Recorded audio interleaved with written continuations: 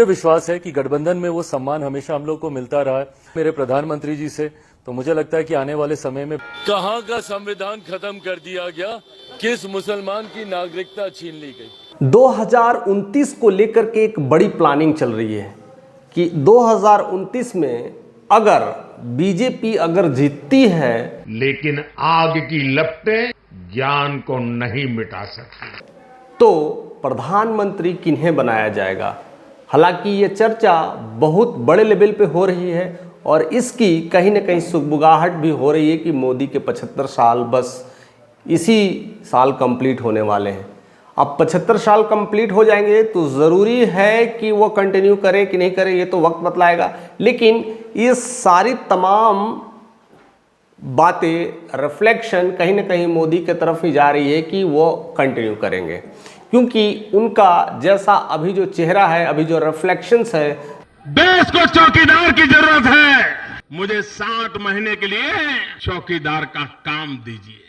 पूरे भारत में नहीं दूसरा कोई है और इसी को लेकर करके वो पूरी तरह से तैयारी भी कर रहे हैं और उनका इरादा भी क्लियर है और शायद आरएसएस भी एक्सटेंशन दे देगी कि अभी आप 2029 तक कंटिन्यू करिए, लेकिन जैसे ही 75वां साल पूरे होंगे तो चर्चा सरेआम होगा, क्योंकि हर किसी को मौका मिलना चाहिए, हर किसी को रिप्रेजेंटेशन करना चाहिए। क्योंकि अगर आपके भरोसे अगर हम भारत में काम करते रहें और किसी को रिप्रेजेंटेशंस होने का मौका ना दें, उनको सीखने का मौका ना दें, तो आपके बाद भारत को कौन चलाएगा। हालांकि उनके विनिंग जो रिकॉर्ड है, आज तक उनके जीवन काल में ऐसा कभी नहीं आया है कि वो इलेक्शंस हारे हैं। तो मोदी के साथ एक खासियत है, वो इलेक्शंस अपने जीवन काल में ही नहीं हारे हैं और ऐसे लोगों को हराने की तमाम कोशिशें की जा रही थी, बट वो नाकाम हो रही है। हर लोग, विपक्ष के लोग पूरी तरह से हावी हुए लेकिन उनको हरा नहीं पा रहे। हालांकि ऐसा ही रिकॉर्ड अमित शाह के नाम भी है, उनको भी किसी ने हरा नहीं पाया है। अरे दिग्विजय सिंह सुनिए, मैं खड़ा हूं ना अपने पैर पर। और योगी भी अपने पिछले 3-4 टर्म से जब भी वो खड़ा हो रहे हैं, वो कभी भी हारे नहीं है। तो 3 धुरंधर ऐसे नेता हैं जो अपने रिकॉर्ड, अपने जीवन काल में इलेक्शन से नहीं हार रहे हैं। बहुत बड़ी बात है और ऐसे लोगों को हराना और भी नामुमकिन हो जाती है जब वो देश को रिप्रेजेंट कर रहे हैं। अब बात ये है कि अब उनको हराएंगे नहीं तो फिर कैसे चलेगा काम, और फिर आगे कौन होगा, यह तमाम चीज़ें चल रही है। क्योंकि उम्र का मामला है, एक सर्टेन एज के बाद मुद्रा योजना ने गारंटी आ जाती है। हालांकि वो बहुत फिट नज़र आते हैं, हर तरह से एक्टिव नज़र आते हैं, लेकिन यह कब तक चलेगा, उनका रिप्रेजेंटेटिव उतारना ही पड़ेगा। जिस तरह से प्रधानमंत्री मोदी 2014 में रिप्रेजेंटेटिव के रूप में आए थे, उनका वेलकम्स किया गया था और उनका एक चेहरा रिफ्लेक्शन हुआ था और वही बनेंगे, वही सारे मॉडल्स को दिखाया गया था। क्या ऐसा ही उनके 75वां साल पे देखने को मिलेगा, एक नया चेहरा, एक नई रिफ्लेक्शंस, एक नई आग, एक नई चुनौती। हालांकि 2029 तो क्लियर है कि इलेक्शंस बीजेपी जीतने वाली है, लेकिन पोस्टर्स बॉय कौन होंगे उस समय के हुडिंग बॉय कौन होंगे, हर जगह चौक चौराहे पर जिसके नेतृत्व में लड़ाई होगा वो कौन होगा। जैसे कि अभी बिहार का मामला एकदम बिल्कुल वैसा ही हो रहा है जैसे कि 2029 में भविष्य में जो प्रधानमंत्री मोदी का हाल होने वाला है, वो अभी हाल बिहार का भी एकदम डिट्टो वैसा ही चल रहा है। आप इस साल जो इलेक्शंस होने वाले हैं, पोस्टर्स बॉय अभी नीतीश होंगे और तमाम चर्चाएं चल रही है कि नीतीश ही मुख्यमंत्री होंगे, लेकिन ये भी चर्चाएं शुरू हो गई है कि 2025 के बाद वह मुख्यमंत्री नहीं रहेंगे। अगर होंगे तो वो चेहरा कौन होगा। हालांकि पोस्टर्स बॉय उनको ही रखा गया है। तो क्या 29 में भी इसी तरह की बातें होंगी, क्या प्रधानमंत्री ही पोस्टर्स बॉय रहेंगे और उनके लेकर के चर्चा किसी और की भी चलेगी, या आरएसएस कोई और नेता को उस हिसाब से तैयार कर रही है। बहुत सारी चीज़ें होती है। विपक्ष इस मामले में कहीं ना कहीं तैयार बैठी है, क्योंकि जब इंसान हारता नहीं है तब उन्हें वक्त के लिए इंतज़ार करना पड़ता है।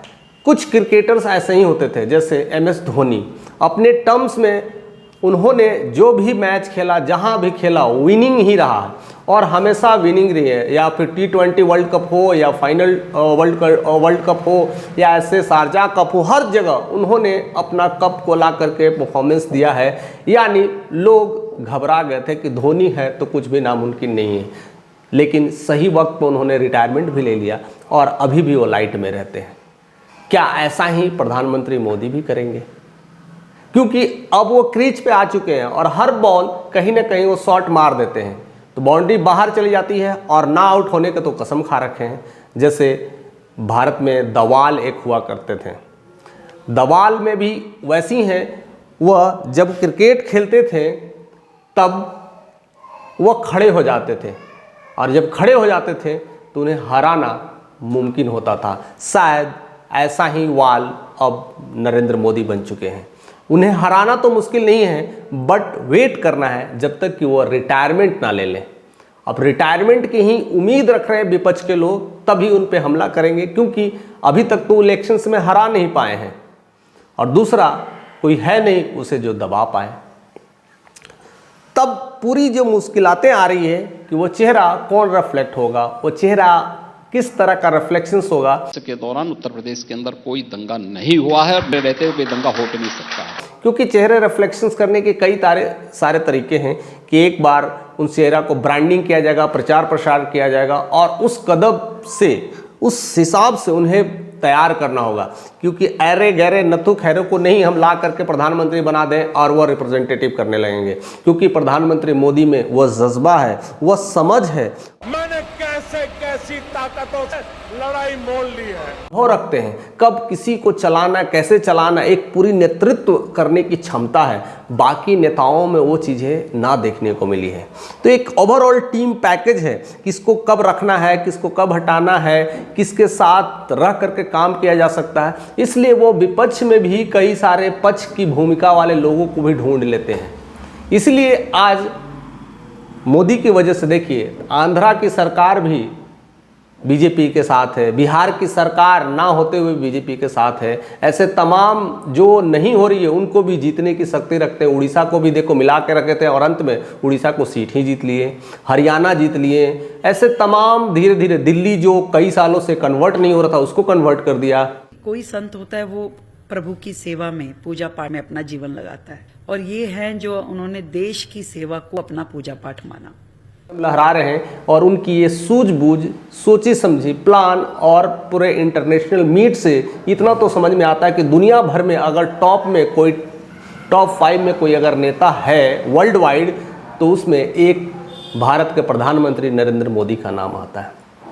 और ऐसे शख्स को हटाना और उसके लिए विपक्ष में कोई चुनौती देना अभी तो कोई है नहीं, लेकिन 2029 हर किसी के लिए यह उम्मीदें जताई जा रही है कि क्या होगा, क्योंकि ऐसे कई बार 2014 में जब वो विनिंग आए थे, सत्ता के सिंहासन पर आरूढ़ होने के लिए नहीं मांग रहा, पूछते थे या उनके आसपास में कभी टीचर्स के साथ या ऐसे डिस्कशन होता था, इंटरव्यू होता था, तो पूछते थे कि अगर कोई दूसरा प्रधानमंत्री बनना चाहे आपके जैसा तो उसके लिए किस लेवल तक मेहनत करना पड़ेगा। तब 2014 की बात है, उस समय प्रधानमंत्री मोदी ने कहा था अभी 2029 तक कोई वैकेंसी ही नहीं है। इतना कॉन्फिडेंट कैसे कोई हो सकता है? मीन्स क्लियरली कह रहे हैं 2029 तक नो वैकेंसी है। 2014 में उन्होंने ये बातें कह दिया था।